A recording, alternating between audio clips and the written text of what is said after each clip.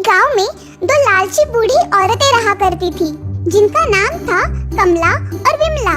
दोनों आमने सामने भोजनालय चलाती थी। दरअसल वो थी तो बहनें, लेकिन उनकी एक दूसरे से एक ना बनती।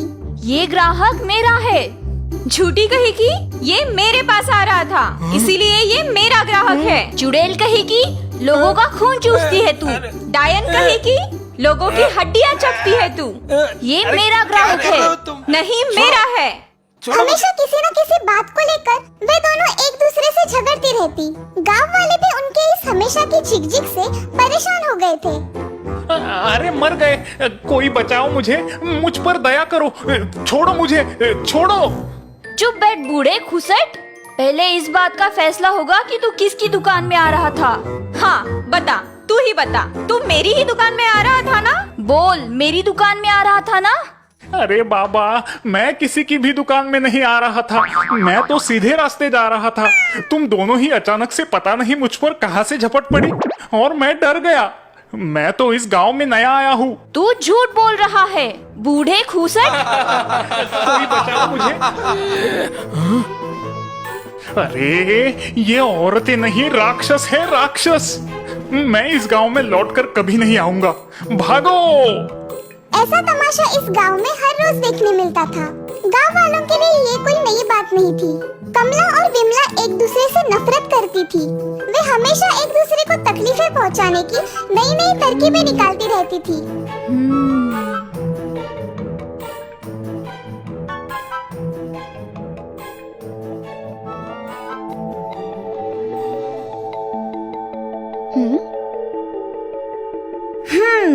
इसकी दाल में बहुत सारा नमक मिला देती हूँ।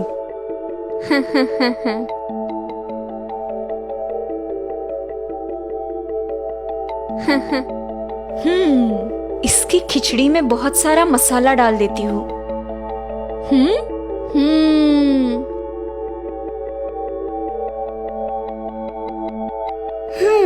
अब आएगा मजा।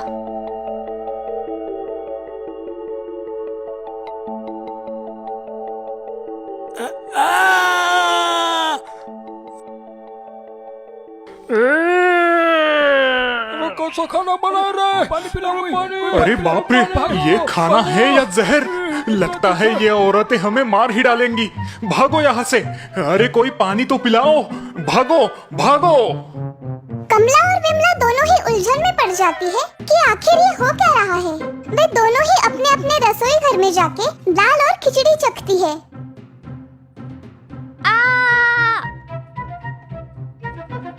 विमला, कमला।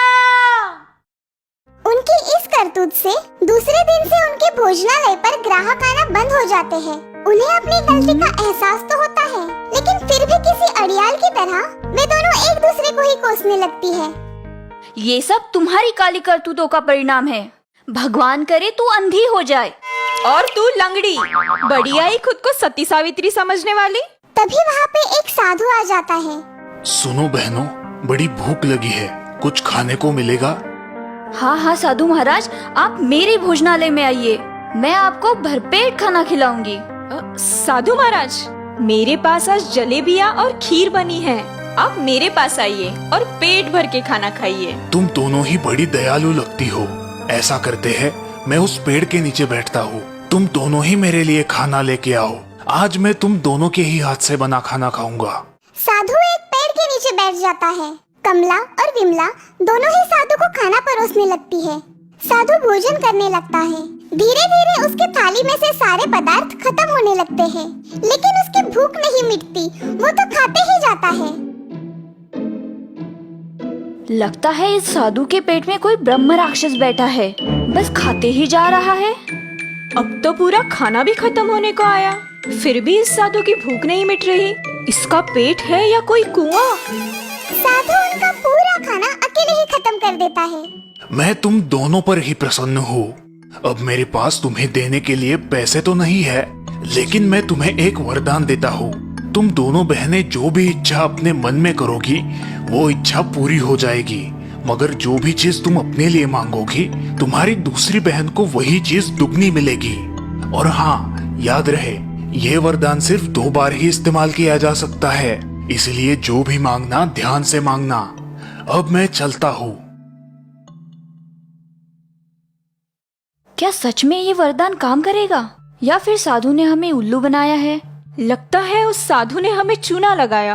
भला ऐसे भी कोई वरदान हो सकता है? जैसे ही दोनों बहनों ने साधु के दिए वरदान पर सोचना शुरू किया, वे परेशान हो गई।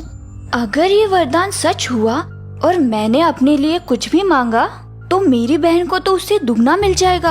अगर मैंने अपने लिए 1 सोने का हार मांगा तो मेरी बहन को तो 2 सोने के हार मिल जाएंगे। और अगर मैंने अपने लिए 5 भैंसें मांगी तो मेरी बहन को तो 10 भैंसें मिल जाएंगी। नहीं नहीं, ऐसा नहीं होना चाहिए। बिल्कुल नहीं होना चाहिए। मेरी बहन को कोई भी चीज दुगनी नहीं मिलनी चाहिए। वे दोनों ही रात भर इसी बात पर सोचती रही कि आखिर क्या मांगा जाए। वो दोनों ही कुछ ऐसा मांगना चाहती थी कि जिससे दूसरी बहन का नुकसान हो। बहुत सोचने के बाद उन दोनों ने कुछ इस तरह का वरदान मांगा। हे साधु महाराज, मेरी ये इच्छा है कि मैं एक आँख से अंधी हो जाऊं। अगर ये वरदान सच हुआ तो मेरी बहन तो दोनों आँखों से अंधी हो जाएगी। बड़ा मजा आएगा। हे साधु महाराज, मैं चाहती हूँ कि मैं 1 पाँव से लंगड़ी हो जाऊँ। इससे तो मेरी बहन 2 पाँव से लंगड़ी हो जाएगी। ऐसा सोचकर वे दोनों ही सो जाती है।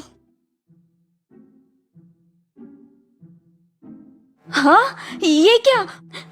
मुझे तो एक आँख से दिखाई नहीं दे रहा है। लगता है ये उस वरदान का ही असर है। अरे, मेरा एक पैर काम नहीं कर रहा। इसका मतलब मेरी बहन 2 पैरों से लंगड़ी हो गई होगी। मैं अपनी लंगड़ी बहन को देखना चाहती हूँ।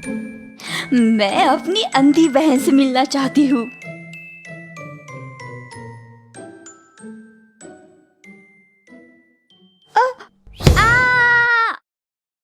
हाँ, ये क्या? मैं चल क्यों नहीं सकती? मेरे पैर। हाँ, ये क्या? मैं देख नहीं सकती। मेरी आंखें। दोनों को भी अपनी गलती का एहसास होता है, लेकिन फिर भी दोनों एक दूसरे को ही कोसने लगती है। अरे करमजली, तूने ये क्या मांग लिया? तूने भी तो मेरा बुरा ही चाहा है। दोनों ही रोती हुई साधु महाराज को पुकारने लगती है। साधु महाराज उनके सामने प्रकट हो जाते हैं। मैंने कहा था, जो भी मांगना ध्यान से मांगना। तुम दोनों ने ही एक दूसरे का बुरा चाहा, तो उसका नतीजा भी बुरा ही होगा ना। अब एक दूसरे के लिए कुछ अच्छा सोचो, शायद उसका कुछ अच्छा फल मिल जाए। साधु महाराज, मैं चाहती हूँ कि मेरी एक आँख जिससे मैं देख नहीं पा रही हूँ वो ठीक हो जाए। और मैं चाहती हूँ कि मेरे पैर जिससे मैं लंगड़ी हो गई हूँ ठीक हो जाए। जैसे ही उन दोनों ने ये इच्छा प्रकट की, दोनों की ही सेहत पहले जैसी अच्छी खासी हो गई। मैं देख सकती हूँ, मैं देख सकती हूँ, मैं चल सकती हूँ, मैं चल सकती हूँ। विमला, मुझे माफ कर दे।